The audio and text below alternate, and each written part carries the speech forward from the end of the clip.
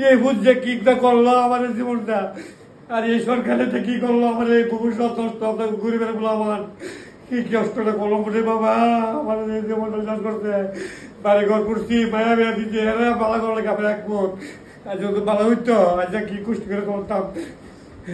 এর মতো গরিব মানুষ প্রত্যেকে না এই টাকা চালাইব কেমনে, এমনে মানে রিহাব সেন্টারে 7,000 8,000 টাকা করে প্রত্যেকে দিব। বাবা আমি একবার কাম করলে একবার খাই, সত্যি কথা দেন আমি মিশা কথা এটা গুরুদেবের আসলে আমি বাবা আমি রেশন প্রথমে আনছি বাবা ও তো দুটা ফুলার হয়ে আছে উঠু বারো আসলে আমি রেশন প্রথমে আসছি আমি স্কুল পালাবো এই কারণে একটা দেখছি তোমার নাম হচ্ছি তোমার মোবাইলও দেখছি দেখা করছি না যাও।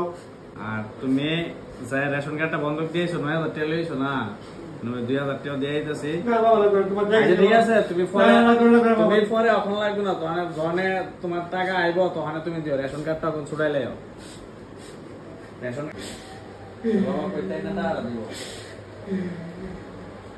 আগে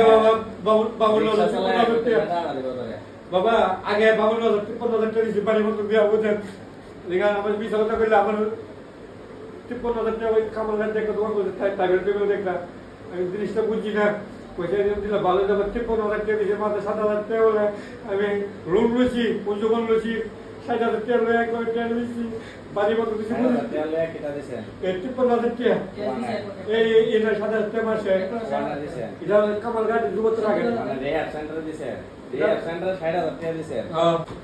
আচ্ছা আমরা দিকে আপনারা কইছি তো কিটা কেমনে কিটা আমরা দিয়ে কোনো টাকা লাগতো না, কিছু লাগতো না, আমি ফ্রি টু এয়ার ট্রিটমেন্ট করাই দিতেছি।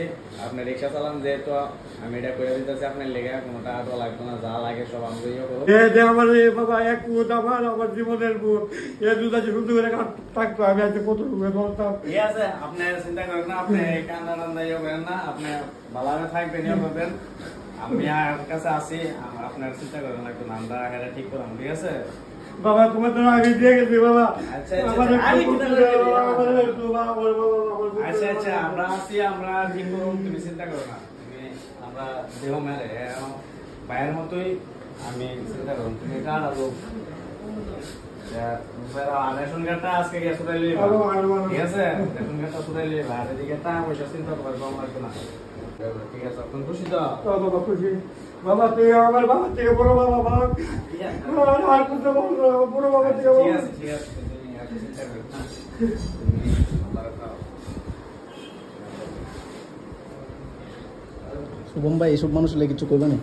এইসব মানুষের লিগে ভাই আর কি কইতাম কো, এইসব মানুষ কতটা অসহায় কতটা গীতা সব দেখতাছ, কিন্তু কেউ দেখে সেটাও দেখে না আর কি। এই জিনিসটা আমি চাই যাতে এই জিনিসটা একটু মানুষের চোখে পড়ুক, যারা পারে আসলে এটি আটকাইতো বা যারা এটা বদ্ধ করতে পারবো, আর যদি অ্যাটলিস্ট বদ্ধ করতে পারতেছে না যেহেতু অ্যাটলিস্ট আমরা সহযোগিতা করুক, যাতে তারা অ্যাটলিস্ট খাওয়ানটা দিয়ে আসে মেডিসিনটা দিয়ে থাকার জায়গাটা দিতে পারে, যাতে আমি তারা হেল্প করতে পারি। আমার ইচ্ছা আছে হেল্প করার, আমি ইচ্ছা আছে ফিজিক্যালি তারা নিয়ে কাজ করার, কিন্তু আমি যাতে হেল্প করতে পারি ওই সুযোগ সুবিধাটা যাতে আমার দেয়, যাতে আমি তারা হেল্প করতে পারি, যেহেতু হেরার কাছে ইয়া নাই আর কি। একটা বাপ যখন কান্দে মানে একটা ভাই খুব কষ্টে কান্দে, মানে চোখের জল কিন্তু সহজ হয় না। বাবা আমার খারাপ লাগতেছে এত, তুমি এবার কিতা কমু তোমার একটা মানুষ যখন এমন ভাবে কান্দে, এত অসহায় মানুষটি রিক্সা চালাই তাই নেন না, সেটা এত পরিশ্রম করে 10 টাকা 20 টাকা মানে করে সেটা তাই জমায় সেটা 9,000 টাকা কিভাবে রেশন কার্ডটা ছুড়াইবো, এই টাকাটি কিভাবে আমি তাই থেকে রাখুন, মানে এর দূরে তো আমার মানবিকতা আছে যে তাই থেকে এই 10 টাকা 20 টাকা করে যেটা গায়ের পরিশ্রম মানে জড়ায় সেটা তাই নিয়ে একটা বাবা হয়ে আসে ছেলের লেগে এটা করতেছে, এই টাকাটা কেমনে আমি রাখুন, এটা কি মানে আমি জানি না হেরা কেমনে রাখছে, কিন্তু আমার দ্বারা এটা সম্ভব না ভাই। নিজের চোখে দেখে এত একটা মানুষ এইভাবে এত খারাপ ভাবে কাঁদতেছে।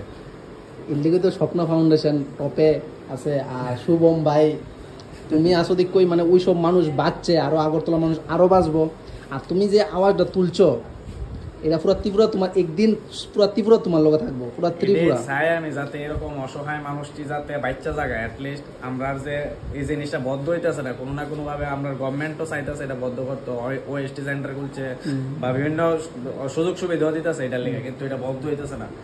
মানে যেহেতু বন্ধ হইতেছে না এটার লেগে তো আমরা যারা খারাপ হয়ে গেছে তারা তো অ্যাটলিস্ট বাঁচানোর চিন্তা করতে লাগবে আমরা, তারা তো বাঁচতে লাগবো। এবার তারা বাঁচতে গেলে তো তারা রিহ্যাব সেন্টারে দিতে লাগবে, রিহ্যাব সেন্টারে 6,000-7,000 টাকা।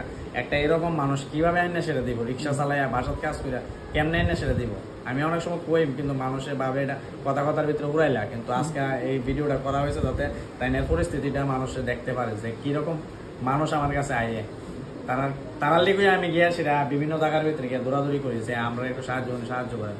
এটা যদি সাহায্য না করে আমার বাড়ি থেকে, আমি নর্মাল মানুষ, সাধারণ মানুষ, আমি কেমনে আইনা দেবো? আমি কত দেবো? আজকে 7-8 মাস ধরে সবাই দেখতেছে, 7-8 মাস ধরে 2-3 বছর ধরে আমি এটা কথা যন্ত্রে এটা কম আনছি, কিন্তু 7-8 মাস ধরে সব খালি করে লেছে আমি আইনা, তারা আবার বাড়িতে পাঠাইছি। সব তো এরকম মানুষই। আর এটা কিন্তু একজন দুইজন চালান, এটা 100-150 মানুষ। তো একটা মানুষ আর হেরা তোমার ইউজুয়ালি খাওয়া বেশি, মানে খাওয়া বেশি, তার খাবার আমরা দুইজন মিলে যেত, তারা একলা একজন দেখলে বুঝতে যাবে।